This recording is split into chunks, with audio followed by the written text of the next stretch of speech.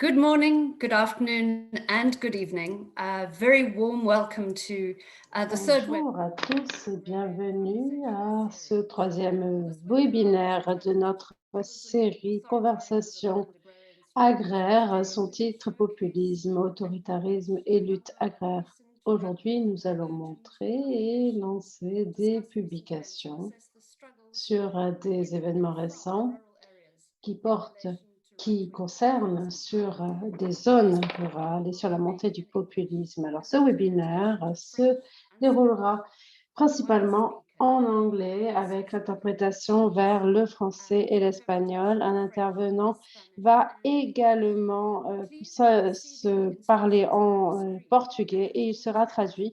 Voici les instructions qui se trouvent sur votre écran et dans le chat pour accéder à l'interprétation. Si vous rencontrez des problèmes, n'hésitez pas à nous contacter dans le chat. Je m'appelle Ruth. And a quick word to introduce the Agrarian Conversations webinar series.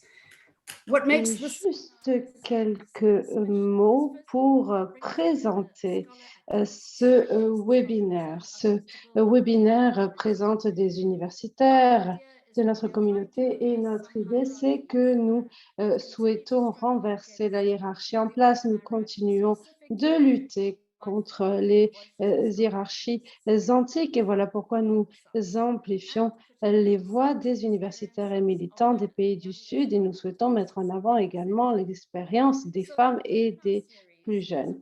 Alors, cette série de webinaires vise à jeter un peu de lumière sur ce qui se passe dans le monde et voilà pourquoi nous vous suggérons quelques lectures en amont de chaque webinaire. Vous pouvez d'ailleurs trouver parmi ces lectures un livre que vous pouvez télécharger gratuitement, tout est dans le chat. D'autre part, cette série de webinaires qui s'appelle Conversations agraires a une visée politique et cela de manière expresse. Notre objectif ici, c'est de montrer ce qui se passe dans le monde rural et ce que cela implique pour nos luttes agraires. Nous collaborons avec de nombreux réseaux et organisations et cette initiative est collective avec la participation du Journal of Peasant Studies, CASAS, Rushes, Yara, ERPI, PAS13, ainsi que le Transnational Institute. Cela fait beaucoup d'organisations. La conversation d'aujourd'hui a commencé il y a 5 ans, alors que Trump arrivait au pouvoir aux États-Unis, que le Brexit arrivait et que des dirigeants tels que Recep Tayyip Erdogan étaient au pouvoir. Et nous souhaitons donc par ces initiatives, répondre à la montée de la droite et également expliquer quelles sont ses conséquences sur le monde rural. Voilà pourquoi nous avons tous lancé l'Emancipatory Rural Politics Initiative, l'initiative de politique rurale émancipatoire. Et nous avons organisé une grande conférence aux Pays-Bas en mars 2018. Depuis, plusieurs efforts ont été faits dans le monde pour organiser la résistance dans le monde rural et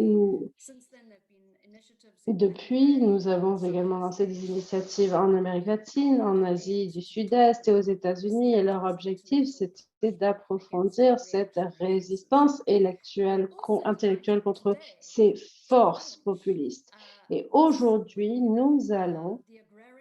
ou plutôt cette semaine, nous allons lancer le site web des conversations agraires. Nous allons publier son lien dans le chat dès maintenant et ce site nous permettra de mettre à disposition un écosystème de ressources avec des informations sur ce présent webinaire, avec des articles du Journal of Peasant Studies. Nous publierons également des vidéos, ainsi qu'un podcast sur la politique agraire, ainsi que de nombreuses autres ressources. Et nous pourrons donc les partager sur ce site web afin d'élargir notre communauté. Alors, vous pouvez vous attendre à davantage d'informations sur ce site web dans les prochaines semaines.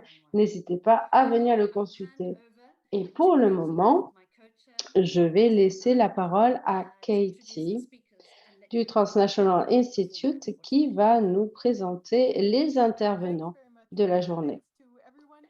Merci beaucoup. Je remercie tous les intervenants ainsi que tous les participants qui se sont joints à ce webinaire. Nous sommes ravis de les avoir avec nous.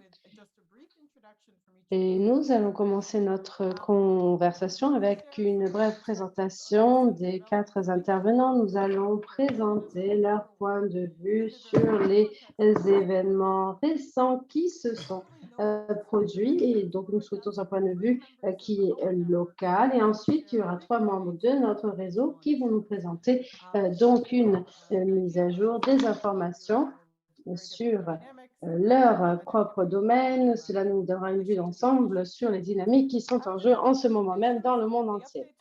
À la suite des présentations, nous allons passer à une séance de questions et réponses. Voilà pourquoi, au bas de votre écran, vous voyez certainement une icône questions et réponses. Si vous avez des questions, n'hésitez pas à les poser dans cette section et nous y répondrons à la fin de la séance. Nous vous invitons également à utiliser le chat qui se trouve sur la droite.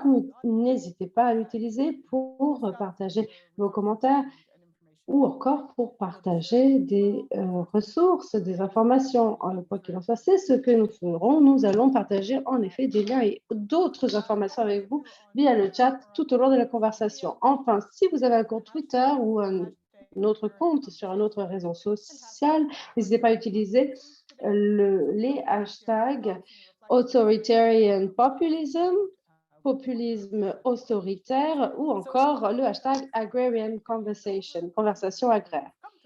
Et maintenant, je vais laisser la parole aux personnes qui sont là aujourd'hui pour s'adresser à nous. Notre premier intervenant s'appelle Achin Van Eyck. Il est professeur de relations internationales et de politique internationale à la retraite. Il a été le directeur du département de sciences politiques à l'université de Delhi. Il a également, entre autres, été l'un des membres du Transnational Institute. Il est l'un des membres depuis 1987. Merci de votre présence, Achin. Et sans plus tarder, je vous laisse la parole. Vous avez 10 minutes pour nous parler des derniers événements, de l'évolution du populisme autoritaire. Merci beaucoup. Je souhaiterais tout d'abord vous parler du livre Populisme autoritaire et le monde rural. Ce livre nous offre une étude comparative remarquable du populisme autoritaire dans différents pays et il examine également l'arrière-pays rural. Et dans cette compilation, on retrouve parmi les différents chapitres, il y a cet avant-dernier chapitre qui revient sur les forces empiriques du livre, et cela nous rappelle également que le monde rural, ce n'est pas seulement le monde agraire ou paysan, cela concerne également un réseau de relations sociales basé sur la propriété et le travail qui est plus large, qui est rural, semi-urbain, et nous devons comprendre ces liens, ces résistances aux organisations populistes autoritaires. Et le fait que cette étude comparative nous permet d'identifier les principales caractéristiques du populisme autoritaire. Et la montée du populisme autoritaire, ce qui se cache derrière ça, ce qui est le dénominateur commun du populisme autoritaire, c'est la mondialisation capitaliste néolibérale qui a donc mené à des inégalités croissantes de revenus, de richesses. Il y a de plus en plus d'extractivisme, de nouveaux schémas de migration internes et externes sont apparus. Et le livre a également mis en avant plusieurs des formes négatives de politique identitaire qui sont centrales pour les pratiques du populisme autoritaire.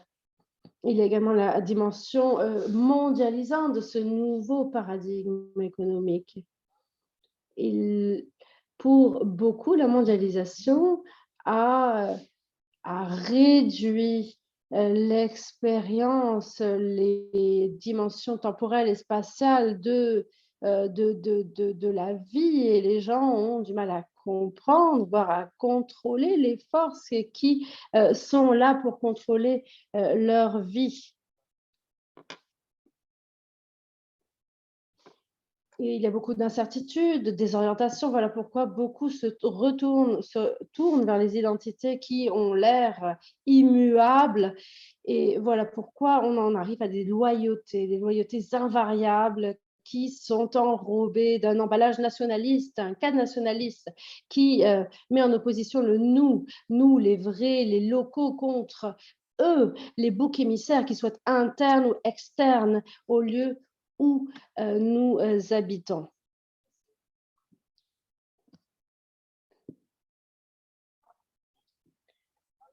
Le monde dans lequel nous vivons, il y a des gens différents, et c'est vrai, cela c'est compris, c'est implicite à travers le livre.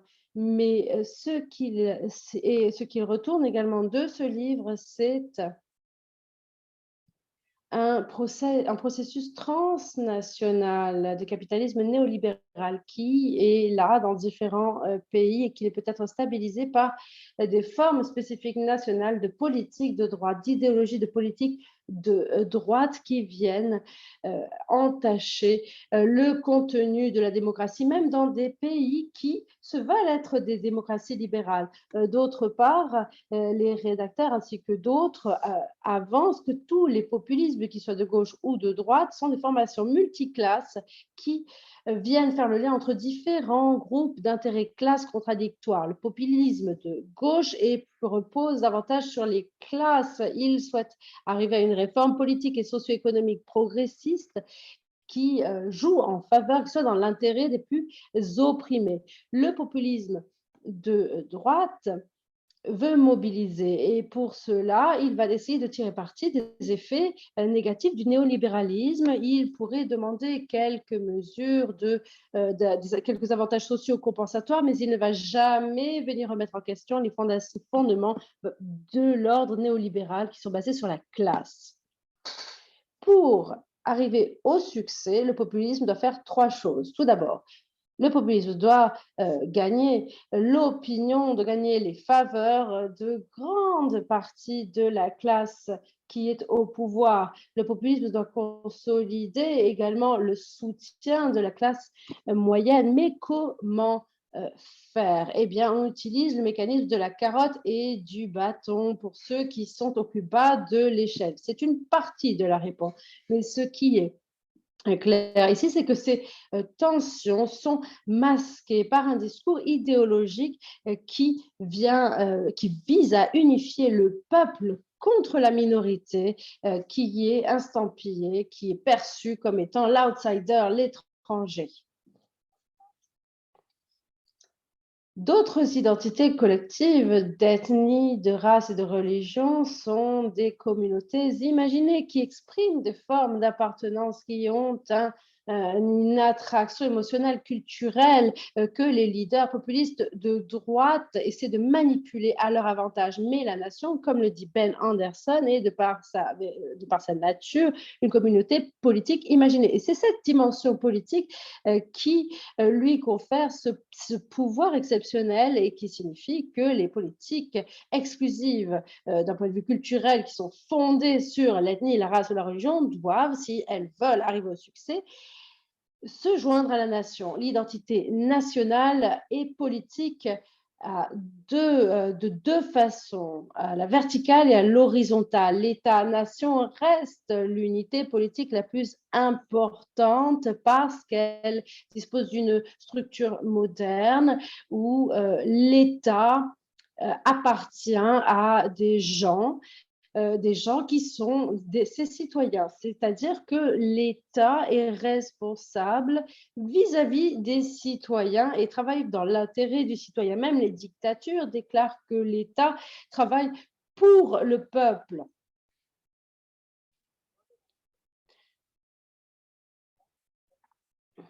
D'autre part, la notion de citoyenneté et certains droits partagés par tous, des droits collectifs, apportent un nouveau principe, celui d'une égalité horizontale qui, en dépit du statut social et du pouvoir, peut fournir une sorte de dignité et de valeur. Alors, qu'est-ce que cela signifie pour les politiques émancipatrices qui portent sur le monde rural? Eh bien, nous reconnaissons que nos problèmes doivent être résolus au niveau international. Il y a le populisme de droite qui, après tout, souhaite établir des liens transnationaux entre et que les groupes urbains et ruraux progressifs, ainsi que d'autres mouvements des plus opprimés doivent faire de même. Mais pour arriver à un internationalisme progressif, nous devons passer par un nationalisme progressif. Et aujourd'hui, le populisme de droite sont de plus en plus nombreux, de plus en plus étendus et certaines études nous montrent que les efforts de la gauche se sont estompés, même s'ils sont encore importants. Et certains ne sont pas d'accord avec moi que notre ambition, c'est la défaite de l'ordre néolibéral. Mais aujourd'hui, je pense que nous devons mettre en œuvre un programme avec des réformes démocratiques, sociales de gauche qui viennent unir à tous les niveaux économiques, social, politique et culturel. Cet effort doit couvrir et unir le monde rural et le monde urbain. Et les agriculteurs indiens mènent une lutte, aujourd'hui une lutte qui est remarquable, qui doit être une source d'inspiration, mais il s'agissait d'une lutte défensive. Nous avons besoin d'une stratégie plus offensive qui promeuvent des pratiques agroécologiques basées sur des petits exploitants et qui les encouragent, qui nous permettent de développer des formes coopératives d'agriculture. La souveraineté alimentaire est un autre objectif, tandis que la dépendance à l'extractivisme doit être limitée dans le temps et dans l'espace. Ces efforts locaux pour arriver à une autonomie plus grande au niveau rural et semi-urbain. Donc, ces efforts doivent être accompagnés du travail d'autres groupes progressistes, d'autres mouvements qui pourtant ont du mal à promouvoir les droits humains, les droits civils et qui ont du mal à faire la promotion de l'environnement et d'autres questions telles que le logement, la santé. Mais on peut également citer les luttes féministes et la lutte d'autres minorités opprimées. La lutte sera difficile, mais je pense que les auteurs de ce livre nous donnent quelques éléments d'orientation sur la route à prendre.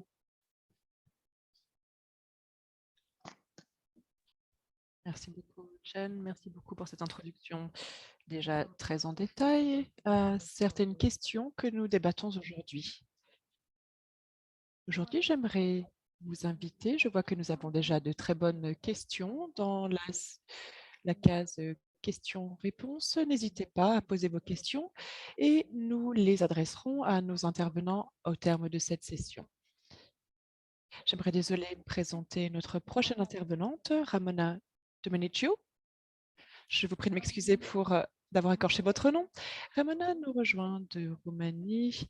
Elle remplace son collègue Attila qui n'a pas pu se présenter aujourd'hui pour une urgence. Donc, merci beaucoup de le voir remplacé. Merci de vous joindre à nous aujourd'hui. Ramona fait partie du mouvement paysan de Transylvanie en Roumanie, en Europe de l'Est.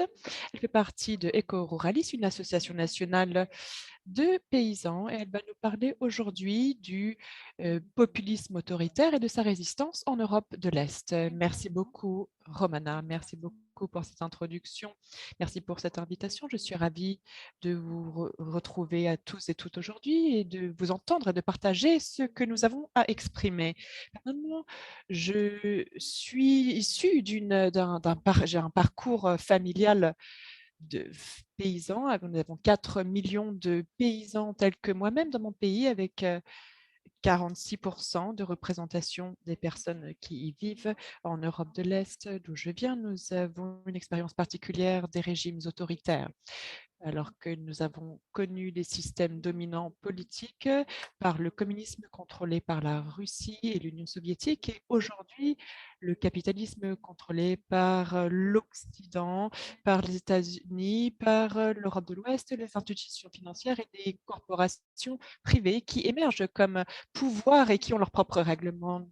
L'organisation éco-ruraliste fait partie de la Via Campesina. En Europe, nous organisons la coordination via la Via Campesina, que nous décrivons comme la gauche progressive adaptée aux réalités, à l'histoire et à la culture des paysans. Le mouvement des paysans de la Via Campesina renforce la souveraineté alimentaire. C'est une vision qui vise à renforcer la justice et les systèmes alimentaires, l'exploitation agricole et utiliser comment ce que nous produisons, pour qui en tire profit et quelles sont les priorités pour les groupes les plus vulnérables et ceux qui travaillent le plus dur, c'est-à-dire les paysans. La souveraineté alimentaire est un droit alimentaire tel que la Via Campesina le définit comme le droit des populations à l'alimentation saine, utile et produite de manière durable, et le droit de définir nos propres systèmes alimentaires et d'agriculture. La Via Campesina a prôné cette vision et depuis 2 décennies, ils ont négocié au niveau des Nations unies et avec la déclaration de l'ONU pour le droit des paysans et d'autres populations dans les zones rurales. Une déclaration qui définit nos droits humains comme population rurale et la souveraineté alimentaire en fait partie. Voici l'un des documents les plus progressifs qui a été adopté par l'Assemblée générale de l'ONU, donc au niveau supérieur de l'ONU, avant la pandémie de la COVID-19 et avant donc cette situation quelque peu folle. Je voudrais partager avec vous des expériences de notre région concernant nos luttes tout au long de cette crise de la pandémie, c'est-à-dire qui a augmenté l'autoritarisme et le populisme. L'impact le plus important était la restriction de l'accès au marché et aux marchés locaux, la fermeture des marchés locaux, l'opposition des travailleurs et des paysans s'est confronté à la violence de la police. En outre, les gouvernements avaient deux poids, deux mesures concernant le soutien accru aux supermarchés qui sont restés ouverts, même durant les périodes les plus limitées. Nos gouvernements, la plupart des gouvernements centraux au niveau politique, n'ont pas été capables de soutenir les systèmes alimentaires en temps de crise. C'est une conséquence douloureuse aggravée par la crise de la COVID, c'est-à-dire la dégradation des droits et des conditions des travailleurs migrants et saisonniers qui sont toujours exposés à la pandémie. C'est un phénomène international et en Europe, ce processus a été facilité par des canaux diplomatiques qui font pression sur l'Europe de l'Est et d'autres pays pauvres pour fournir des migrants, de la main-d'œuvre migrante pour traverser les couloirs.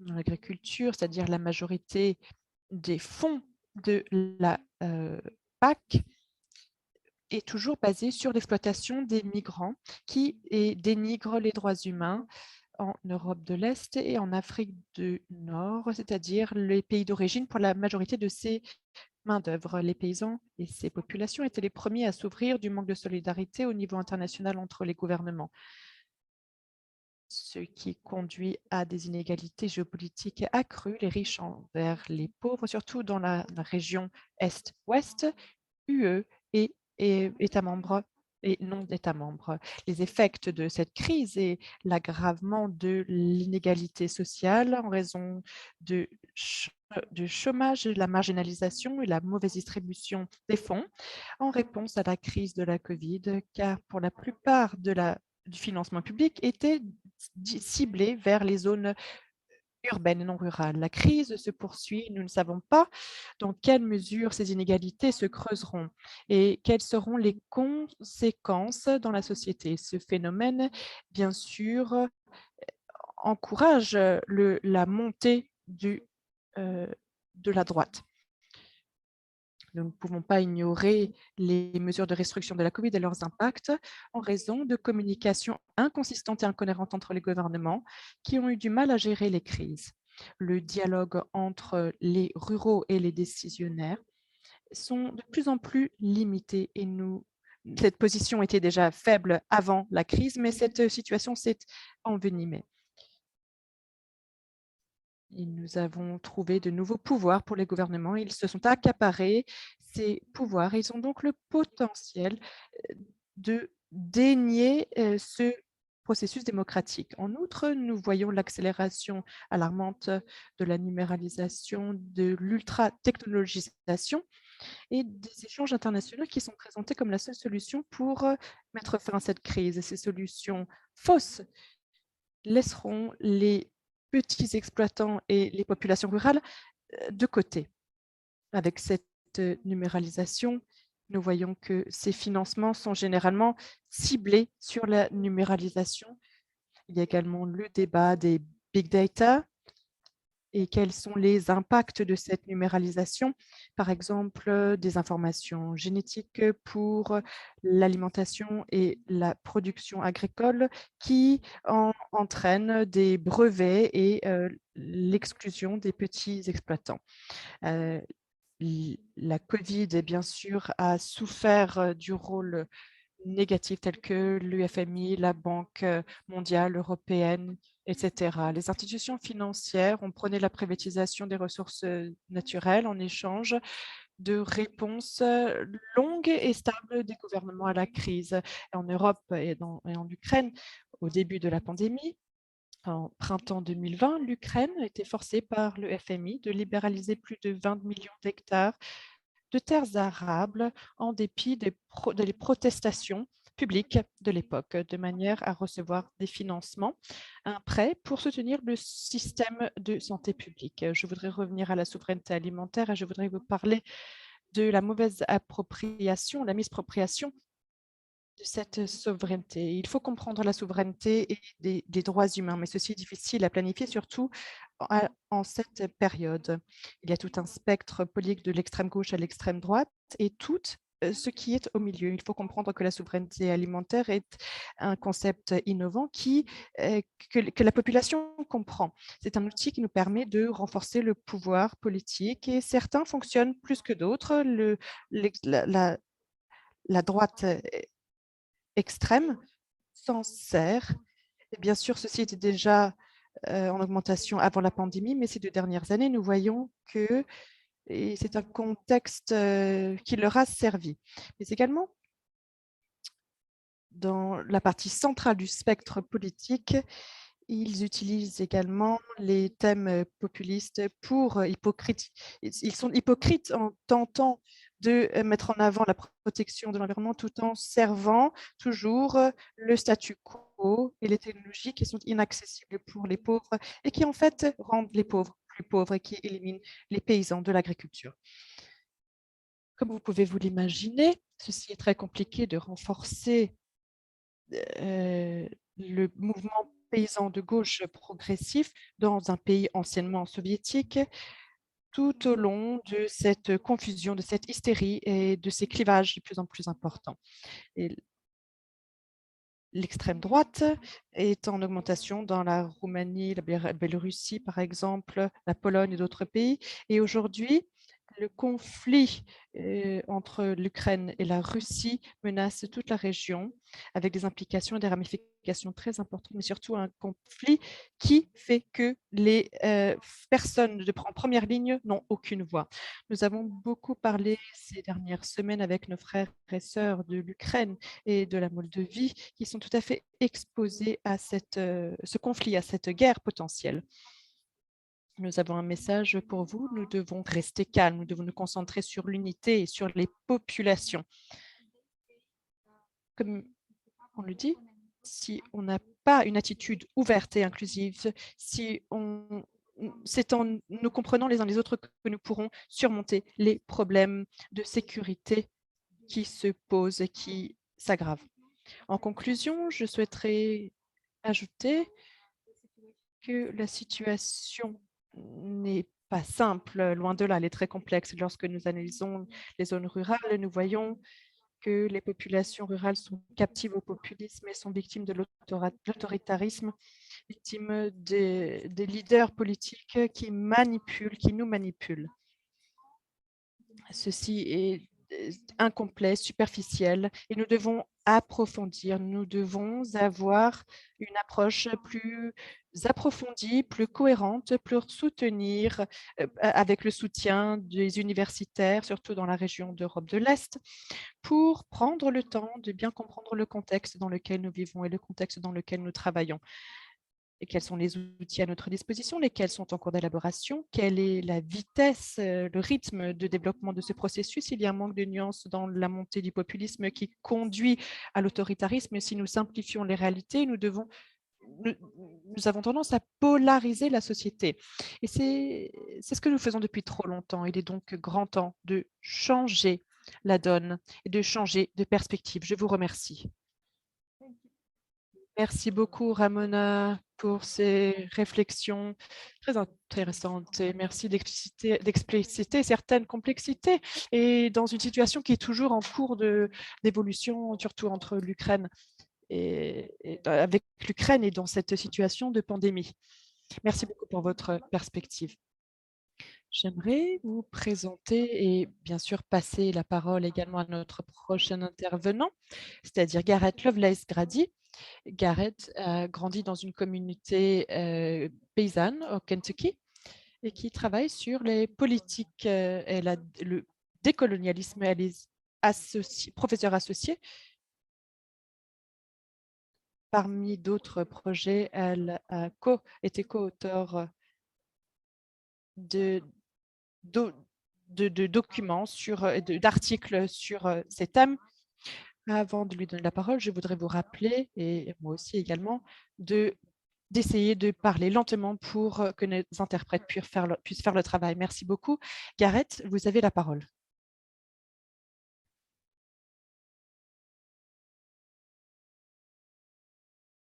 Bonjour.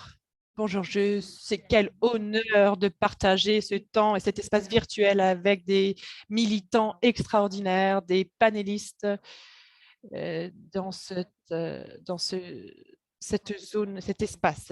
Je vous appelle ici de DC et donc je travaille sur la souveraineté autochtone. Aujourd'hui, nous parlons de ce qui se passe dans le contexte d'Amérique du Nord. Dans le sillage de l'élection désastreuse de 2016, les médias, les universitaires, les décideurs politiques ont vu qu'ils étaient racistes. Cette rédaction était tout à fait faible de manière analytique et de manière politique, tel que vous l'avez mentionné. Et nous voyons que ces initiatives politiques l'ont bien montré. Donc, Antonio Ramon Alcala, un collègue et un ami, qui travaille sur un journal qui est fondé sur les recherches, tente de démontrer, de contextualiser comment les régions rurales à travers l'Amérique du Nord luttent avec différents problèmes interconnectés qui renforcent cette bête noire. Je vais vous donner les liens dans le chat et vous pourrez avoir accès au PDF pour voir quelles sont les recherches à cet égard. Nous voyons que ces situations s'est ensuite aggravées les années suivantes. Au lieu d'avoir des moyens de subsistance stabilisés, nous avons vu que des emplois précaires servaient aux puissantes entreprises qui payaient peu d'impôts. Nous avons vu peu de protection, la dérégulation, et nous avons vu que les conglomérats dominent les secteurs, les marchés et le gouvernement, généralement sans vérification. Les personnes qui travaillent dans les emplois les plus dangereux, c'est-à-dire dans les usines de conditionnement de la viande, dans les fermes, etc., sont souvent, il n'y a pas de documents et ils sont souvent à la merci des rafles. Même ceux qui semblent être des opérateurs indépendants, tels que les aviculteurs et les routiers, opèrent dans le cadre de contrats qui relèvent de l'exploitation avec des acheteurs corporate, donc de grosses entreprises, avec une pression intense pour faire baisser les prix. De la même manière, nous voyons que ceux-ci ne leur donnent pas accès à bon nombre de marchandises en raison des coûts. Les États-Unis n'ont pas réussi à offrir des soins de santé abordables. De la même manière, nous avons vu le nombre de décès augmenter. J'ai vu un nombre déprimant de funérailles aux États-Unis. Nous avons vu donc des feux déchaînés, nous avons eu des inondations à grande échelle, des tornades, des sécheresses plurinaturelles, des ouragans soudains qui exacerbent tous les vulnérabilités telles que dans le logement, la santé et l'insécurité alimentaire. En outre, les communautés noires de l'Amérique latine et autochtones et asiatiques américaines et des immigrants ruraux sont toujours face à ces crises de racisme de longue date qui ont éclaté récemment. Après la réforme de la police de 2020, la brutalité raciste soutenue par l'État continue. Dans l'agriculture, une législation importante, la Justice for Black Farmers et notamment l'allègement de la dette pour les paysans noirs, autochtones et de couleur vont droit dans le mur. Nous voyons également que même les soins de reproduction sont hyper criminalisés, ne serait-ce que pour donner des conseils à une femme sur l'avortement. Cette catastrophe symbolise la logique qui existe. Au nom de la liberté, les libertés fondamentales sont volées. Le gouvernement extrême travaille sous une bannière hypocrite. Cependant, les mouvements de justice raciale, de genre social continuent de se soulever et de se vulgariser avec un renforcement de la coalition créative et résilient au Mexique avec López Obrador, bien sûr, qui travaille contre le maïs GM et les glyphosates, mais le status quo reste un problème et surtout avec le monopole des grosses entreprises et des agrotoxines. Alors que l'exode rural de l'Amérique centrale et du Mexique continue de se poursuivre. En 2020, l'élection présidentielle du président a été un fort appel à l'autoritarisme total, avec un coup qui s'en serait suivi. Avec l'administration Biden-Harris, bien sûr, nous avons eu des politiques clés pour les protections rurales, avec la protection des infrastructures publiques et des terres sacrées autochtones, mais nous avons vu également que ceci s'est essoufflé après la COP récente et que nous avons toujours une extraction de carburants fossiles à grande échelle.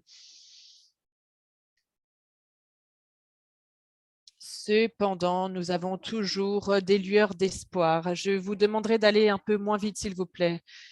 Donc, quelle lueur d'espoir? Eh bien, nous avons la montée de la main-d'œuvre organisée. Ceci se produit également au niveau des syndicats, de la négociation collective, des demandes pour des conditions de travail dignes et des salaires justes.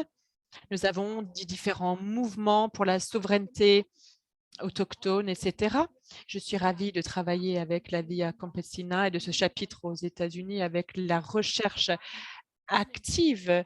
Et nous avons également différents leaders de différents mouvements, par exemple de coalitions de paysans, grâce à le fonds d'assistance foncière, etc., de nombreux alliés. Grâce à cet article que nous avons publié, ceci repose sur cette idée de la crise agraire qui est l'élément central de cette cooptation et ceci nous permet d'avoir donc ce mouvement social qui ne cesse de croître. Nous avons donc vu que les États-Unis ont créé une politique pour la gestion de l'approvisionnement notamment, et ceci bénéficie aux hommes et aux paysans blancs, mais nous avons vu le ravage de l'agrocapitalisme. Alors, comment comment actualiser ceci pour l'égalité entre les sexes et entre les ethnicités? Ceci fait partie d'un bon nombre d'organisations et je pense que vous avez quelques représentants ici. Nous avons également un site web, disparité.org. Nous avons également des coopératives qui se concentrent sur la justice foncière, de même que des leaders de mouvements de justice.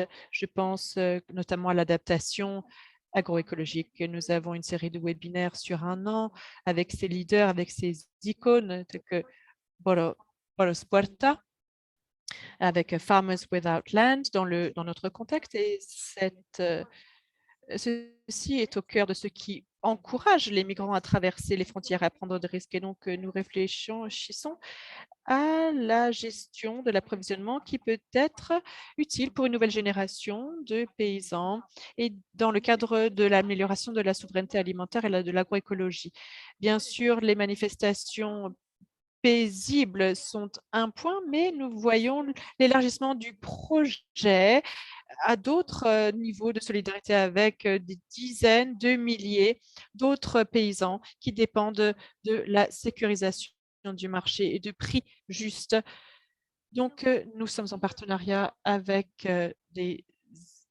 d'autres partenaires. Nous sommes à un point charnière pour élargir cette politique. Cependant, nous sommes également avec un autre projet qui nous tient à cœur. Et ceci est lié aux semences, à la souveraineté des semences. Avant la pandémie, nous avons organisé un rassemblement à Appalachia pour les réseaux et les mouvements de semences. Et nous avons parlé de la souveraineté des données et de même que la souveraineté alimentaire. Nous avons demandé dans quelles conditions cette agrobiodiversité nourrit les communautés et comment ceci peut fleurir, peut prospérer.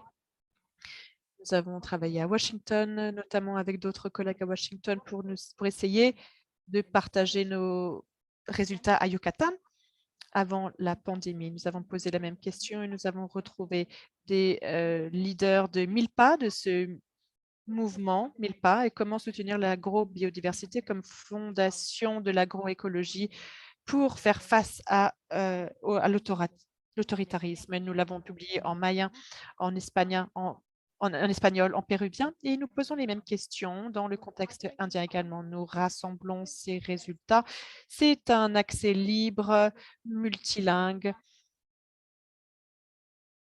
Nous avons différentes actions, différentes recherches, et je vais vous envoyer le lien. Et nous rassemblons des vidéos pour vous montrer que même s'il y a bien sûr un autoritarisme très dangereux, nous avons tout de même un mouvement de base pour y contrer.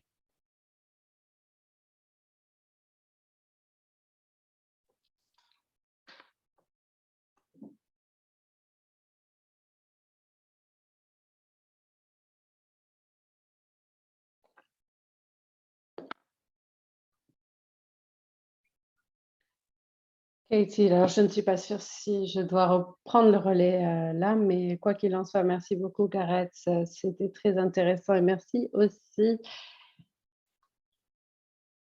d'avoir partagé ces informations très intéressantes. L'intervenant final de cette session, c'est Alaya Ferreira, qui fait partie de la Via Campesina et qui fait également partie de LVC et Movimento dos Trabalhadores Rurais Sem Terra en Brésil. Elle va s'exprimer en portugais et nous remercions nos interprètes qui vont traduire ces mots. Nous allons en savoir plus sur le mouvement MST et LVC. Et je passe la parole à Ayala. Merci beaucoup d'avoir accepté d'être avec nous aujourd'hui.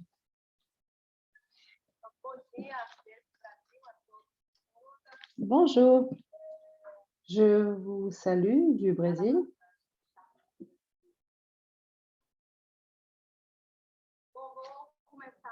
Bien. Alors, pour commencer, je souhaiterais vous remercier. Merci de m'avoir invité. Merci de m'avoir invité en tant que représentant du mouvement MST. Et laissez-moi commencer par un poème qui en dit long sur nos espoirs. C'est une période difficile, en effet. Camarades, nous allons continuer Nous ne devons pas avoir peur. Nous sommes sur la bonne voie, nous allons cultiver ensemble, nous allons partager nos terres, notre vie, tout mon être, toutes nos terres sont là pour l'amour. Alors, je souhaiterais vous parler de notre lutte, de toutes ces questions, mais avant tout, laissez-moi me présenter. Laissez-moi vous en dire plus sur mes origines.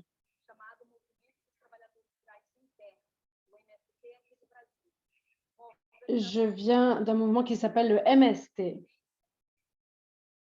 qui a 38 ans.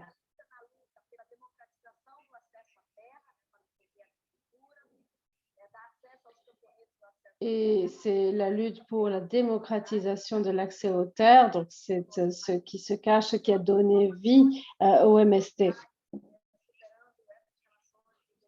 Nous luttons pour entraîner une transformation sociale, la fin des inégalités, la fin de la concentration des richesses,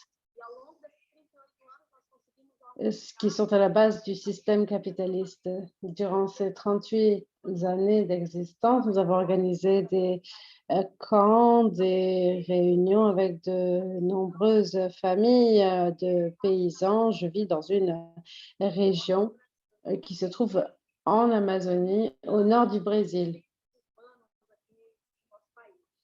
Donc, cette région se trouve bien loin des centres urbains de mon pays. Cette région renferme une biodiversité très riche, elle est donc très importante pour le Brésil, mais aussi pour le monde entier, puisqu'elle elle influence l'écosystème mondial. Malheureusement, cette biodiversité est attaquée pour faire le jeu des d'intérêts privés, pour faire le jeu des capitaux, et donc les terres sont reprises par de grandes entreprises ou pour construire des routes, pour installer des projets hydroélectriques.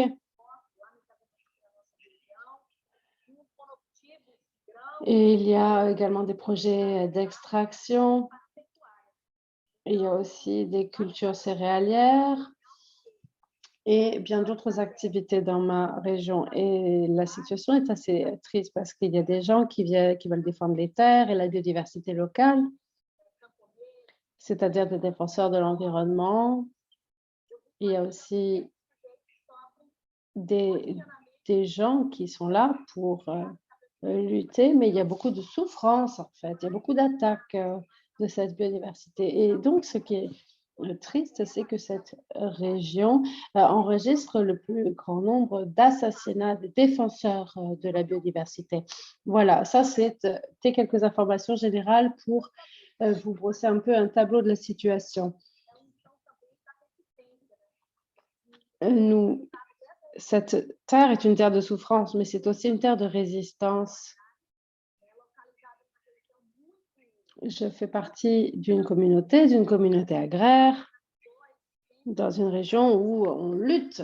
Donc, il y a une bonne lutte terrienne qui est en cours, comme je vous l'ai dit, et la situation est c'est difficile pour les gens comme moi, même si nous arrivons à élargir nos communautés agraires. Alors, je crois que j'ai utilisé mes 10 minutes, donc j'aimerais peut-être laisser le temps à d'autres personnes de prendre la parole. Alors, je ne sais pas si j'ai épuisé le temps qui m'était imparti. L'important, en tout cas, c'est que j'ai 4 points qui sont très importants. 3 portent sur un défi. C'est une analyse plutôt d'un défi auquel nous faisons face. Et je vais commencer par ça. Je vis dans un pays qui porte un lourd fardeau historique. Notre réalité repose sur 3 problèmes. Tout d'abord, la concentration des terres, qui nous enregistrons la plus haute concentration des terres du monde. En deuxième lieu, il y a la légitimisation du travail des esclaves. Il y a également un racisme structurel avec des assassinats, des Noirs qui sont encore et toujours assassinés aujourd'hui. Et ce pays dans lequel je vis est dirigé par un gouvernement anti-peuple, pour ainsi dire. Au terme de centaines d'années d'esclavage, les pauvres ont essayé d'arriver au pouvoir, mais ils ont été repoussés, tout simplement à cause de ce fardeau historique, celui du capitalisme et du colonialisme. Et ça, c'est une source de difficulté que l'on rencontre au quotidien, et ce sont les paysans qui en souffrent le plus. Donc voilà ce que je souhaitais vous dire. Le projet de résistance au Brésil dispose de caractéristiques qui lui sont propres, avec des cultures, des couleurs spécifiques, avec des gens autochtones, une résistance autochtone, noire et populaire, qui regroupe des gens qui ont été exclus de la logique du capitalisme. Mais aujourd'hui, nous parlons de résistance, c'est-à-dire de gens qui vivent de la terre dans les forêts ainsi qu'à la périphérie des villes.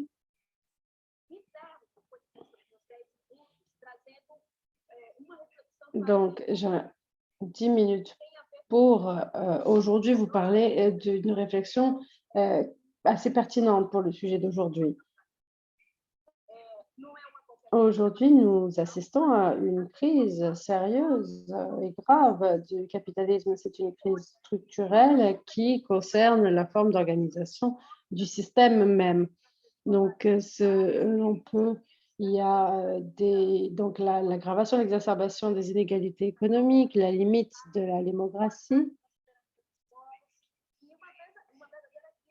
Et l'État attaque le peuple. Il y a aussi également une crise de valeurs, des crises de valeurs de la civilisation, de la communauté.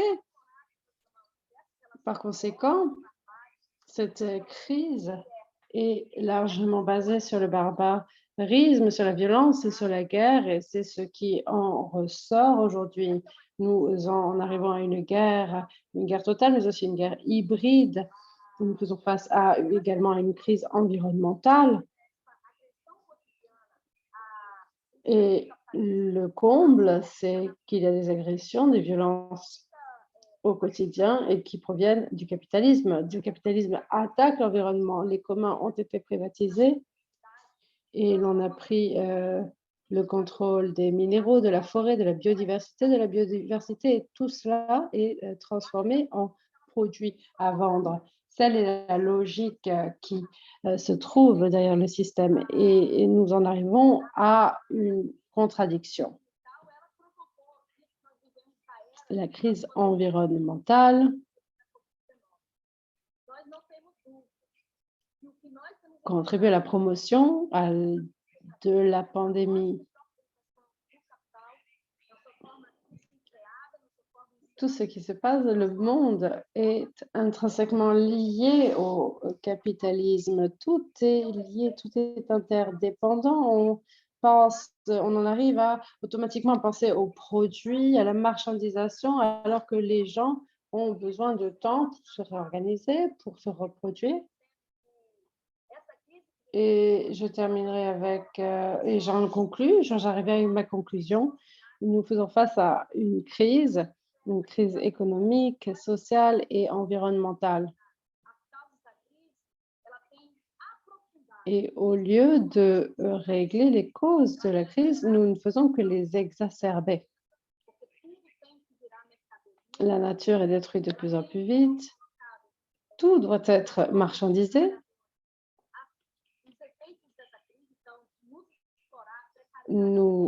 les travailleurs doivent porter un fardeau très lourd. Leur situation est de plus en plus précaire et le niveau d'oppression s'intensifie. Les gens vivent de plus en plus d'une manière de plus en plus, une vie de plus en plus précaire.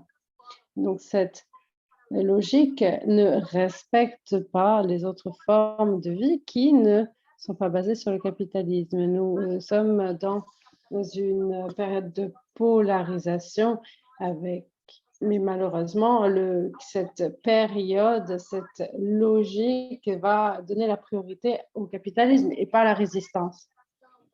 Nous devons proposer une alternative.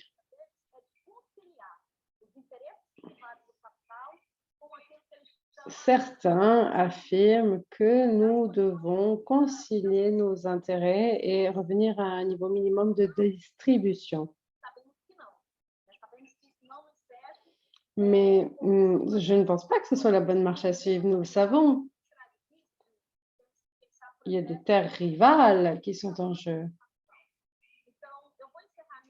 Nous devons aller au-delà de la logique du capitalisme et je vais m'arrêter là. Et pendant la discussion, nous pourrons revenir sur l'expérience du MST et nous avons examiné les différentes formes de lutte active qui nous avons menées pendant la pandémie. Je vous remercie de nouveau et je vous laisse la parole. Je m'excuse si j'ai dépassé les délais qui m'étaient impartis. Merci beaucoup, Ayala. Nous sommes vraiment reconnaissants de vous avoir aujourd'hui. Je m'excuse, je n'avais pas votre biographie avec moi. Je remercie tous nos intervenants et je vois que notre chat est très dynamique. Alors, j'invite tout le monde à nous envoyer leurs commentaires ou encore nous faire dans le chat et alors nous faire parvenir leurs questions dans la section questions et réponses de Zoom. N'hésitez pas à le faire et nous poserons ces questions à nos intervenants très bientôt. Alors, pendant que vous nous posez vos questions, je souhaiterais inviter 3 membres de l'initiative de politique locale émancipatrice afin qu'ils viennent se présenter. Et ils auront 2-3 minutes pour nous donner quelques informations sur les travaux qu'ils mènent dans leur région. C'est le cas d'un projet mené depuis plusieurs années. Nous allons commencer avec Natalia Mamanova. En fait, chaque intervenant, chaque représentant va se présenter. Et je laisse la parole à Natalia. Merci. Je suis chercheuse au l'Institut suédois de recherche. Je suis la coordinatrice. Je suis coordinatrice d'initiative et je souhaitais vous parler aujourd'hui du populisme de droite dans toute l'Europe. C'est un document qui a été publié en 2020. Vous trouverez le lien dans le chat. Il y avait des articles sur la Pologne, la Hongrie, la Slovaquie, la Roumanie, le Royaume-Uni, la Suède, le Pays Basque et aujourd'hui, ces articles sont accessibles librement. Vous avez encore le temps de les consulter. Alors, je sais que tu viens de prendre la parole, mais est-ce que tu pourrais parler un petit peu plus lentement? Alors, laissez-moi vous parler un petit peu des financements. Alors, pour commencer, c'est assez difficile de généraliser pour toute l'Europe, pour toute région de manière générale. Si nous souhaitons trouver des tendances communes, il nous faut nous concentrer sur le populisme existant qui peut avoir différentes formes selon la culture, l'histoire et ainsi de suite.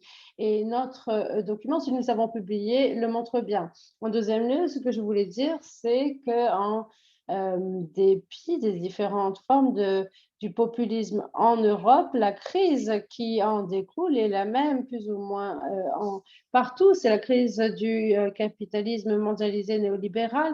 Les populistes se présentent en tant que des protecteurs des gens ordinaires. Mais lorsqu'ils arrivent au pouvoir, ils ne tiennent leurs promesses que rarement. Et on en a plusieurs exemples en Occident comme en Orient. En troisième lieu, les mouvements progressistes ont un discours différent. Ils souhaitent construire des alternatives. Par exemple, il y a les mouvements pour la souveraineté alimentaire qui font du bon travail et qui sont de plus en plus forts au quotidien. Et malheureusement, ils font face à des difficultés, ils ont du mal à mobiliser la population rurale parce que de nombreux habitants du milieu rural, ce qui les intéresse, c'est plus de gagner leur pain que tout ce qu'il y a derrière. Alors, il est très important que ces mouvements puissent arriver à atteindre les populations rurales. Vous pouvez nous suivre sur Facebook avec, nous comptons au moins 900 membres, nous participons à plusieurs conférences et nous sommes en train de préparer un atelier qui aura lieu à Zagreb en septembre. Alors, n'hésitez pas à vous abonner à notre organisation pour avoir des informations sur ce que nous faisons. Merci Natalia. Je vais donner la parole à Bonaventura, à Boa, donc Monjavé, qui va nous fournir des informations sur ce qu'il fait. Bonjour, je suis membre du groupe international de recherche sur l'autoritarisme de la Fondation Rosa Luxembourg. Je prends la parole au nom de l'ERPI Afrique. Je ne vais pas analyser l'évolution du populisme et de l'autoritarisme sur le continent aujourd'hui. Ce que je voudrais faire, c'est plutôt vous parler de ce que nous avons fait et de ce que nous entendons faire cette année avec l'ERPI Afrique. Mais avant cela, laissez-moi vous parler de ce qui se passe en Afrique. Alors, il y a plusieurs choses qui se passent, peut-être pas en même temps, mais nous savons que le populisme se manifeste de différentes façons en Afrique. Il y a la montée du chauvinisme. Nous avons assisté également à l'essor de mouvements évangéliques et religieux qui vont dépolitiser les problèmes sociaux, les difficultés sociales. Et voilà ce qui se passe sur le continent parce qu'il n'y a pas de politique progressiste. Par conséquent, il y a des sortes de sectes qui ils vont essayer de mobiliser les gens et ils adoptent et promeuvent le néolibéralisme, le paternalisme. Ils travaillent avec les grandes entreprises et cela leur permet d'obtenir des capitaux alors que cela ne joue pas en faveur des pauvres. Il y a une plus grande financialisation, il y a de plus en plus d'extractivisme avec des conflits terriens, des conflits pour les ressources naturelles. Il y a également un mouvement qui est en pleine expansion, qui souhaite prendre le contrôle des ressources naturelles telles que le gaz. Voilà, c'est le cas au Mozambique, au Congo et dans d'autres pays africains. Alors, pour comprendre ce qui se passe et pour élaborer une stratégie qui nous permette de lutter contre ces derniers, nous sommes en train d'entrer en contact avec des militants, des universitaires de renom qui font face aux mêmes problèmes, les mêmes problèmes liés aux politiques d'exclusion qui mènent à des divisions. Nous savons que le panafricanisme est un concept crucial et c'est une réponse partielle au nationalisme et à la xénophobie. Le professeur Roussol et moi, nous souhaitons aller de l'avant et voilà pourquoi nous avons lancé une discussion avec d'autres organisations, notamment l'Institut africain des études agraires et d'autres organisations, notamment des organisations au Mozambique. Et nous souhaitons lancer un partenariat. Nous sommes en train de lancer un partenariat avec un collectif. Nous souhaitons créer un espace où on va pouvoir parler des politiques d'exclusion Et nous souhaitons par ailleurs contacter des réseaux transnationaux, régionaux, ainsi que des syndicats. Notre vision, c'est une vision, la vision d'un réseau d'organisations interconnectées, et nous parlerons ensemble des pratiques, ces pratiques négatives. Nous souhaitons lancer un processus qui, selon nous, va porter ses fruits dans les années à venir. Nous avons plusieurs propositions, notamment un petit programme pour les chercheurs, les militants et les conférences pour des événements regroupant au niveau de la communauté. Et nous souhaitons également publier des articles dans un journal africain. Par conséquent, j'en arrive à la conclusion. Nous souhaitons donc également produire des supports pour les gens. Nous avons un podcast également et nous espérons que notre expérience va être une source d'inspiration pour d'autres régions du monde qui trouveront elles aussi un moyen de lutter contre l'autoritarisme et le populisme dans ses différentes formes. Et merci. Merci Boa. Et ensuite, je vais demander à Amocha de nous donner une dernière mise à jour concernant l'initiative, le bilan et les plans pour l'avenir. Amod, est-ce que vous pourriez, s'il vous plaît, vous présenter et nous donner cette mise à jour? Merci beaucoup, Ruth. Bonjour, je suis Amod. Je suis chercheur doctorant à La Haye, aux Pays-Bas. Je suis également membre du collectif ERPI. Alors, ce que nous avons vu depuis les 4 ans, 5 ans de la conférence ERPI de 2019, ce sont des tendances similaires concernant la consolidation supplémentaire de formes populistes des politiques. Deux choses que je souhaiterais soulever. Premièrement, nous voyons que les régimes autoritaires à travers la région asiatique ont utilisé la pandémie pour consolider leur pouvoir. Nous avons vu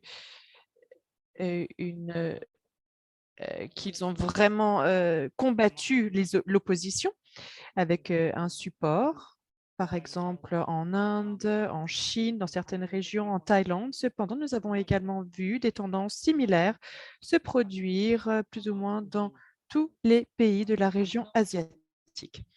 Un autre point important, une démonstration de cette dynamique de politique autoritaire, était le coup au Myanmar de l'année dernière et ensuite la violence à grande échelle qui s'en est suivie contre des mouvements de désobéissance pour la démocratie. Pour nous, au sein de l'initiative RPI, nous comprenons ces développements comme étant très près d'autres processus de restructuration, notamment concernant le capitalisme actuel agraire et également avec la demande qui s'accélère sur les ressources naturelles à travers le monde. Donc pour nous, les parties rurales d'Asie sont vraiment un espace de consolidation et de contestation de ces tendances contre le populisme que nous observons. Cependant, la manière dont ceci va se dérouler, eh bien, dépendra selon les pays. Nous ne pouvons pas en débattre en détail, bien sûr, nous n'avons pas suffisamment de temps. Cependant, nous allons nous concentrer sur la compréhension des spécificités par pays et de comparer ce qui se passe dans d'autres régions. Nous pensons qu'il est également important de mentionner la force et de nationalisme culturel qui est une tendance courante à travers les différentes formes de politique autoritaire.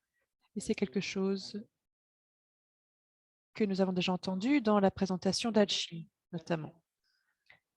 Nous avons dialogué un certain nombre d'autres participants par le biais d'ateliers pour avoir des perspectives d'autres pays et de partager également nos expériences nationales.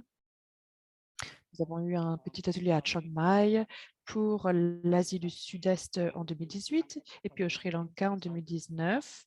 Pour le cluster d'Asie du Sud-Est, plus récemment, les participants ont été impliqués dans une conférence en ligne qui s'est concentrée sur les perturbations agraires et les politiques en Asie du Sud. Et nous allons consolider ces discussions pour un numéro spécial du journal Jungle. Nous nous concentrons dans ces discussions sur le regroupement et de comparer nos compréhensions pour vraiment comprendre ces formes diverses d'autoritarisme et de populisme à travers l'Asie, mais également de les traduire dans les contextes ruraux dans lesquels nous nous trouvons et de trouver quelles sont les différences et les similarités. Et nous serions ravis de vous retrouver dans ces discussions. Je vais partager les liens de l'ERPI Asie du Sud-Est et donc de notre collectif. Et n'hésitez pas à vous joindre à nous. Je vous remercie. Merci beaucoup, Ahmad. Merci pour cette mise à jour. Et merci à vous tous et toutes pour vos questions que vous avez déjà partagées dans la boîte questions-réponses. Il nous reste près de 20 minutes pour avoir une discussion de questions-réponses. J'aimerais donc... Je vois que nous avons un ensemble de questions qui souhaitent approfondir les causes, les origines et les facteurs de l'autoritarisme et du populisme autoritaire, notamment. Nous avons ensuite un deuxième ensemble de questions qui se concentrent sur les alternatives émancipatrices. J'aimerais donc partager ceci en deux parties. J'aimerais déjà poser les questions sur les causes, sur l'approfondissement des causes et l'analyse des causes. Et ensuite, je vais demander à chaque intervenant de répondre brièvement. Et ensuite, je vous demanderai d'être bref dans vos questions jusqu'à 2 minutes. Ensuite, nous aurons un deuxième ensemble de questions pour pouvoir avoir vos réflexions, vos opinions concernant les alternatives possibles émancipatrices pour l'avenir. Donc, nous avons 3 questions pour commencer. Ensuite, nous reviendrons dans le même ordre que initialement. Donc, Hachin, vous serez sur la sellette, vous serez le premier à répondre. Alors, des questions intéressantes ici. La première question, donc anonyme, qui est pour Hachin, mais je demande à tous les intervenants de partager leurs réflexions. Et cette personne nous demande, serait-il approprié ou non, et si non, pourquoi, de conclure que l'économie politique du nationalisme autoritaire est toujours capitaliste, quelle que soit l'idéologie, de droite ou de gauche, de ces nationalismes particuliers. Donc, approfondissement de cette question de ce qu'est l'économie politique du nationalisme autoritaire et tel que le débattait Hachin. Je voudrais vous dire pour les intervenants, vous pouvez approfondir l'une de ces questions ou les 3 si vous pensez pouvoir le faire, mais puisque nous manquons de temps, peut-être que vous pourrez en choisir une. Deuxième question de la part d'Adam qui nous dit: j'aimerais savoir quelle est la portée potentielle pour l'antinationalisme. Une fois de plus, vous avez fait référence aux commentaires d'Hachin sur le popularisme, de même que le nationalisme autoritaire. Et Adam nous dit, au-delà de ce public, la coordination des nations est souvent un acquis, ce qui limite les visions transnationales. Et nous parlons beaucoup des paysans dans chaque pays, le mouvement dans chaque nation, mais nous voyons que certaines politiques radicales autochtones manquent dans les conversations. Et les conversations agraires se concentrent sur le néolibéralisme. Donc, comment et où pouvons-nous vraiment voir que ceci est antinational, s'inscrit dans une politique antinationale? Et j'aimerais savoir ce que nos intervenants pensent sur ce point. Et enfin, une fois de plus, c'est une question à Gareth, mais qui est ouverte à tous nos intervenants. Une autre question anonyme. Vous avez parlé du populisme autoritaire et de l'impact sur les personnes noires, les droits des hommes et les communautés. Que pensez-vous de la politique identitaire du genre? Est-ce que ceci renforce ou promeut les politiques autoritaires? Et quel est le lien entre ces différentes formes de politique? J'aimerais donc vous donner la parole Hachin et ensuite nous passerons à nos autres intervenants. Je vais revenir sur les deux premières questions. La première question qui concerne donc par exemple Hitler en Allemagne et les pays socialistes. Je vais y répondre. Alors l'Allemagne d'Hitler, nous parlions de socialisme parce que la population était socialiste à l'époque, elle a été vaincue et c'est dans d'autres pays tels que la Russie de Staline ou bien en Chine, etc. C'est la même chose, très autoritaire et nationaliste. Mais là, ce qui est important, c'est qu'il faut distinguer entre le populisme autoritaire du dessus, où le gouvernement veut se retrouver en amont. La Russie de Staline, bien sûr, disait d'accord, nous allons augmenter les conditions de vie et sur les conditions de la démocratie. Le seul moment où ceci est devenu populiste, autoritaire, c'était lors de l'attaque de Hitler et la question du nationalisme est entrée en jeu. Cependant, le problème réel aujourd'hui concernant les différents types de populisme est que le populisme autoritaire qui reçoit le soutien de la base, ceci est bien plus important et dangereux. L'Inde, le Brésil, les Philippines, dans une certaine mesure la France, c'est bien plus inquiétant et bien plus difficile. Et le gouvernement autoritaire tente toujours de se retrouver, d'être populaire avec la base. La raison pour laquelle on parle de pays capitalistes, c'est qu'on ne veut pas ce type de socialisme. Il faut se défaire de ce capitalisme, mais on ne parle pas de pays capitalistes. C'est pourquoi on parle de néolibéralisme. Dans le cadre de la deuxième question, la question du nationalisme et l'internationalisme. En une phrase, il y a des limites dans la portée du nationaliste, ce qui signifie que nous devons lutter au niveau international. On ne peut pas résoudre les questions environnementales, nucléaires, de pauvreté au niveau national. La seule manière d'y réussir, c'est de réussir au niveau national, premièrement, ensuite d'établir des liens avec les autres. Mais un petit pays qui réussit à avoir un mouvement de gauche progressif, un gouvernement de cette manière, aura un effet comme un pavé dans la mare. Et ensuite, cet effet pourra être amplifié. Donc, bien sûr, nous devons être en lien, mais n'oublions pas que nous devons travailler dans nos propres pays d'unité, l'urbain, le rural et d'autres sections, d'autres couches de la société. Et de prôner ce discours anticapitaliste. Ceci est le premier pas. Il est nécessaire, mais ne suffit pas. Merci beaucoup, Hachin. Je trouve que nous arrivons déjà vers la fin de notre conversation, vers les stratégies et les autres possibilités pour l'avenir. Je voudrais passer à la parole à Ramona. Merci beaucoup. J'ai regardé les questions. Il y a tellement des questions très importantes, très sophistiquées, très intelligentes. Et merci beaucoup. Je vais tenter de clarifier quelques points et peut-être de répondre à ces points. Donc, les personnes qui vivent dans les zones rurales, qui produisent ces aliments, il est très clair ce qu'est le populisme et ce qu'est l'autoritarisme. En fait, ce qui signifie que les classes sociales pauvres sont les unes en face des autres pour atteindre le pouvoir, l'argent.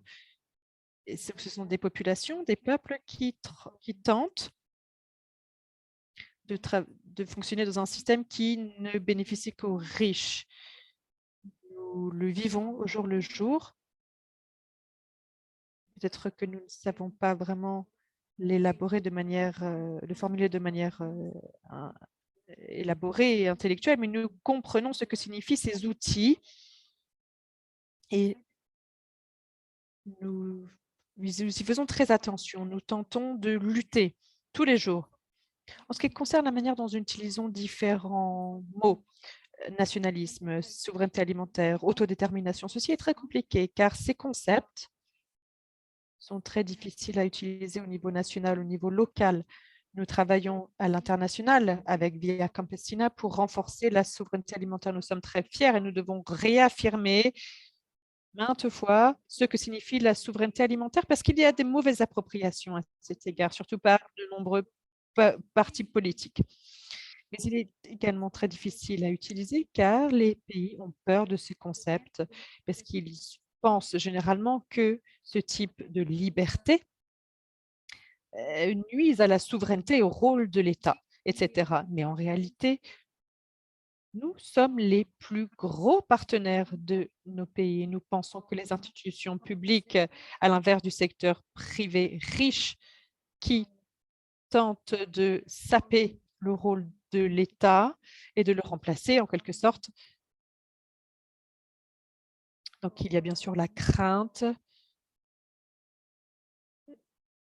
d'utiliser la souveraineté alimentaire. Nous l'utilisons euh, de manière très réfléchie en Roumanie également. Nous voyons d'autres groupes qui parlent au nom de la souveraineté alimentaire, militaire, euh, énergétique, etc. Donc, nous tentons d'utiliser vraiment l'essence de ce qu'est la souveraineté alimentaire. Et notre travail est ancré dans la production alimentaire, dans le travail de la terre. Et nous renforçons notre souveraineté, par exemple, au niveau des semences, avec une approche féministe. Nous mettons les femmes au cœur de nos activités. Nous travaillons également sur la législation nationale, qui est très compliquée. Et nous avançons, nous progressons, nous travaillons contre l'accaparement des terres et pour l'accès aux services des jeunes et aux petits producteurs.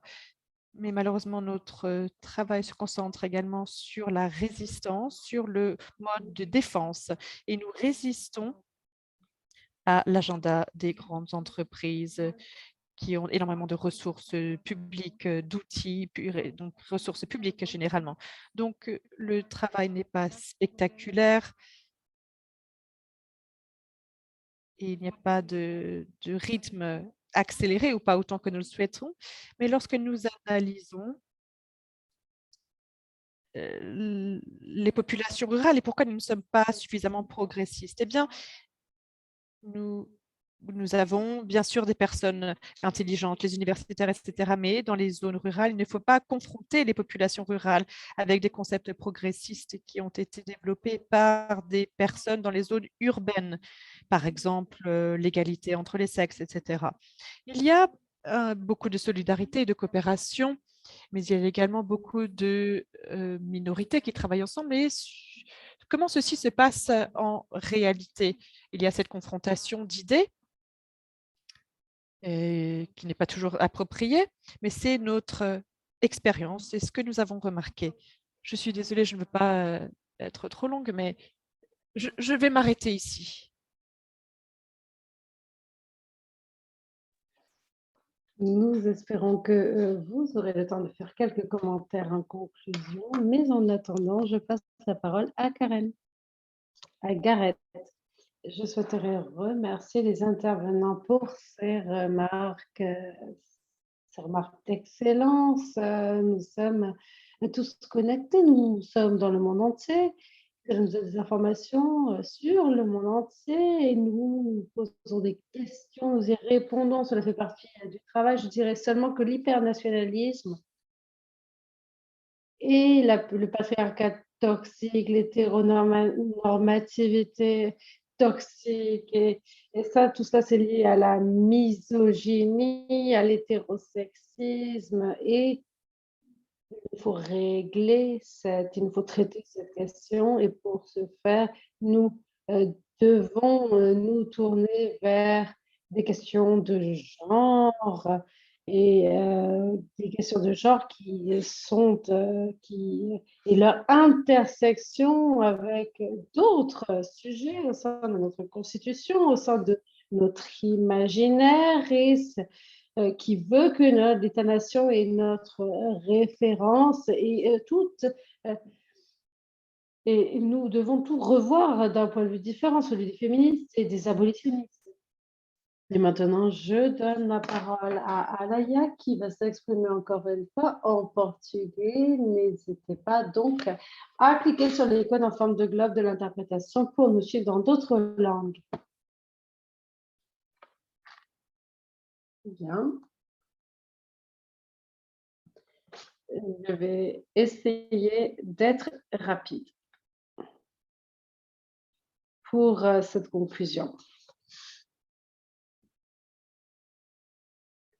En tant qu'organisation paysanne qui lutte pour les terres,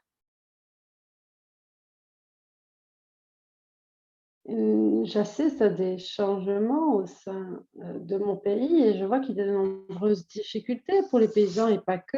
Et ça, on le voit au Brésil, mais aussi dans le monde entier. En ce moment, c'est le programme néolibéral qui est mis en avant, avec d'autres noms, d'autres visages. Nous savons où vivent ces gens.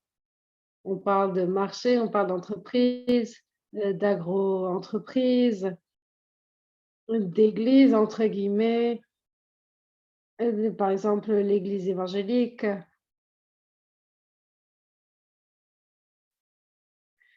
Et ces gens-là essaient de limiter nos droits. Ils essaient de repousser nos actions de défense de l'environnement. Ils ont un effet direct sur la vie des femmes et sur la vie des Noirs. Et dans ce contexte, le niveau de violence vis-à-vis, il y a de plus en plus de violence vis-à-vis des femmes au sein de la communauté noire. Il y a aussi beaucoup de violence au niveau de la police, avec un discours légitimisé par le président. Et le MST souhaite lutter pour avoir accès à la terre, pour avoir accès à ses droits. Et dans ce contexte très difficile, alors nous devons tenter de réunir les conditions propices au retour, pour un retour à nos objectifs, l'accès aux terres et la réforme agraire. Et ça, c'est très important. Nous devons reprendre le contrôle de nos terres et des ressources qui sont liées aux terres. Et il y a des contradictions au sein du système actuel, des contradictions qui se sont aggravées avec la pandémie.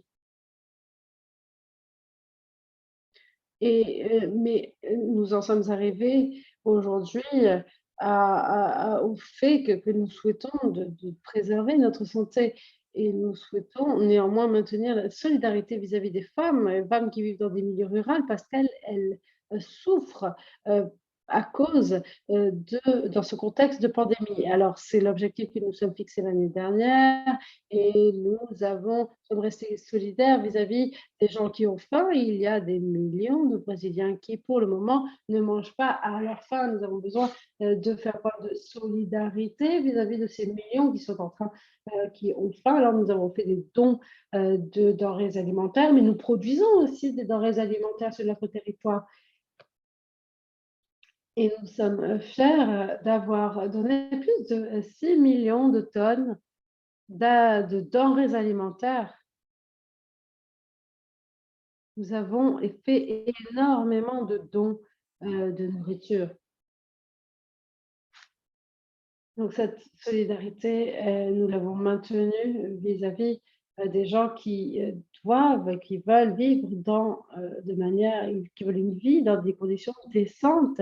Et nous avons créé des espaces, libéré des espaces où nous pouvons planter, nous pouvons cultiver. Quelquefois, ce sont des zones urbaines où l'on peut travailler la terre et pouvons nous pouvons ainsi tirer parti de la société que nous voulons. Et donc, c'est un nouveau modèle économique, mais c'est nouveau, il va nous falloir du temps. Bref, c'est ce que je voulais vous dire aujourd'hui. Nous sommes les acteurs de notre vie et si nous souhaitons surmonter ces contradictions, nous devons agir. Il faut donc élaborer une action collective pour défendre la nature, pour démocratiser les droits, pour promouvoir des pratiques et des valeurs loin de la logique capitaliste. Il y a différents aspects à prendre en considération et c'est ce que nous essayons de faire. Ce type de séminaire contribue à promouvoir ces initiatives qui sont cachées, qui sont camouflées, et ce genre de séminaire exprime ce qui est possible. C'est ce que je voulais vous dire. J'espère que j'ai eu le temps. Merci beaucoup. Merci pour cette réponse très intéressante, très dense, mais j'ai bien peur que nous n'avions plus de temps. Mais si les interprètes et les intervenants ont encore le temps, j'aimerais faire quelques remarques de clôture.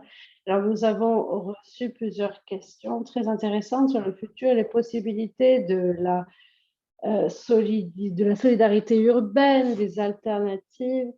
Et aussi, on nous a parlé des possibilités des mouvements en faveur de la souveraineté alimentaire. Alors, je n'aurai pas le temps de lire ces questions à haute voix, mais je demanderai à chacun de nous dire une phrase, une seule, afin de résumer un message critique sur le futur des politiques émancipatrices. Donc, n'hésitez pas à nous donner une action concrète que l'on puisse prendre au-delà de la discussion d'aujourd'hui. Si, en tout cas, vous en avez en tête, j'aimerais bien les connaître. Et je vous demanderai néanmoins de vous limiter à 1 minute. Achin, à vous en premier. Je vais vous parler des leçons que l'on peut tirer des agriculteurs indiens.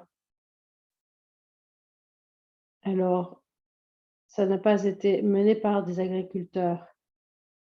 Il y a eu un soutien de la part de la main-d'œuvre, ceux qui travaillent la tête. Et les plus grandes organisations qui ont mené cette lutte, eh bien, elles étaient nombreuses, mais plusieurs d'entre elles étaient des organisations marxistes d'extrême gauche. Néanmoins, il ne s'agissait pas d'une grève, ça c'est important. C'était plutôt une occupation de masse qui a duré pendant des mois et qui a été menée par des milliers de gens, ce qui signifie qu'ils avaient la possibilité de faire la grève tout en poursuivant leurs activités. Et donc, ils se sont organisés, ils ont coopéré selon un mécanisme de rotation. Ils se sont donc alternés pour pouvoir faire cette grève et d'autres activités. Donc ça, c'était un exemple d'occupation de masse, mais tout varie de pays à pays. En Inde, 50% de la population se trouve dans l'arrière-pays. Et dans d'autres pays, la situation est tout à fait différente. Si je m'arrête. Merci beaucoup. Ramona, à vous. Merci beaucoup. Je souhaitais tout d'abord vous rassurer et me rassurer. Les paysans sont là, ils vont rester là où ils sont. Nous sommes là depuis toujours, nous allons continuer à travailler. Et nous devons faire preuve de constance dans notre travail afin d'arriver à la souveraineté alimentaire, afin d'assurer le respect des droits paysans. Nous sommes conscients des limites et des failles de l'autoritarisme et des idéologies qui flirtent avec l'autoritarisme, mais un jour, lorsque ces deux idéologies tomberont, nous devrons faire preuve de force, promouvoir notre projet afin de promouvoir les droits humains dans notre société, afin que les sociétés rurales puissent se porter mieux, afin que tout le monde puisse en profiter, et ça arrivera si les droits paysans sont respectés. Voilà pourquoi nous avons besoin de plus de gens pour travailler à nos côtés. Nous avons besoin des universitaires qui croient en notre travail et qui nous aident à transmettre ce message aux dirigeants, à la société dans son ensemble. Nous espérons que nous en sommes qu'au début. Cela fait longtemps que nous coopérons et nous avons fait face à une crise terrible mais cela ne change rien. Nous sommes déterminés. La vie paysanne, c'est ce qu'il nous faut. Je passe la parole à Gareth et je vous demande à tous d'être brefs. Et je vous demanderai en même temps de parler lentement, ce qui est assez contradictoire. Je souhaitais revenir sur ce que Achille et Ramona ont dit, ou plutôt ceux qui nous ont rappelé, ils ont rappelé que ce système capitaliste est précaire et donc les mouvements paysans représentent le futur. Je suis ravie de pouvoir collaborer avec vous tous et toutes. Merci. Merci beaucoup, Gareth. Et pour terminer, je donne la parole à Alaya. Merci beaucoup. Je suis ravie de pouvoir partager mon opinion avec vous et plus particulièrement, c'est un peu de poésie qui est très importante pour nous au MST au Brésil. Nous sommes en train de construire une réalité qui n'existe pas encore. Nous faisons partie d'une aventure pédagogique. C'est c'est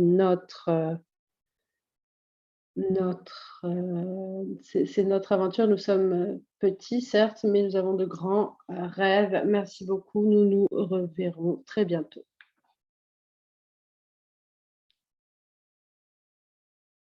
Je m'excuse, nous n'avons plus de temps.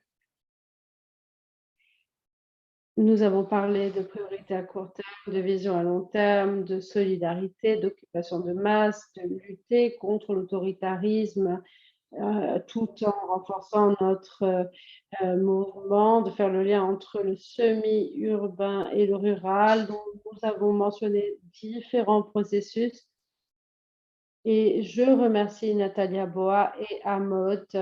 Nous les remercions. Ils nous ont rappelé qu'il y avait également des processus régionaux qui sont là pour faire le lien avec cette conversation internationale. Je remercie tout le monde, je remercie tous ceux qui ont participé à cette discussion. Laissez-moi vous rappeler que la série de webinaires Conversation agraire est organisée en collaboration. Nous avons un site web qui y est dédié avec des ressources, des événements.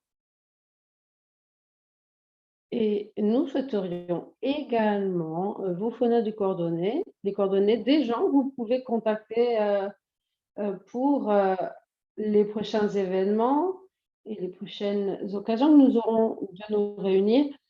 Dans quelques instants, nous allons vous faire part d'un sondage et vous allez pouvoir nous dire quel sujet vous souhaitez voir figurer dans l'un de nos webinaires futurs. Alors, ce sondage a dû déjà être déjà sur votre écran. Alors, est-ce que vous souhaitez parler des interfaces terre-océan et de la montée de l'aquaculture, de la COVID, des politiques de travail, du travail des migrants, travail migrant transnational? Est-ce que vous souhaitez parler de l'exploitation minière de l'énergie et du contexte rural non agraire de manière générale? Souhaitez-vous parler des dimensions urbaines, des études agraires critiques? Souhaitez-vous parler du pacte vert international ou encore des terres du climat et de la politique du net zéro? Pour conclure, je souhaite remercier toute l'équipe du Transnational Institute pour l'aide qu'ils nous ont donnée dans l'organisation de cet événement. Et ce genre d'événement nous coûte de l'argent, notamment pour les services d'interprétation qui nous permettent de faire de cet événement un événement inclusif. N'hésitez pas à nous faire parvenir vos dons pour l'une des organisations qui figure sur votre écran. Je vous remercie. Cette conversation n'est pas terminée. Et tous les liens que nous avons partagés aujourd'hui vous seront renvoyés dans un email. Ce chat va rester ouvert pendant quelques minutes afin que nous puissions terminer la conversation. N'oubliez pas de répondre au sondage et j'en profite pour vous remercier de nouveau d'avoir participé à cette conversation qui va nous permettre d'avancer. Il y en aura d'autres sur la voie qui nous attend. Et je vous remercie tous. Je remercie tout le monde. Merci.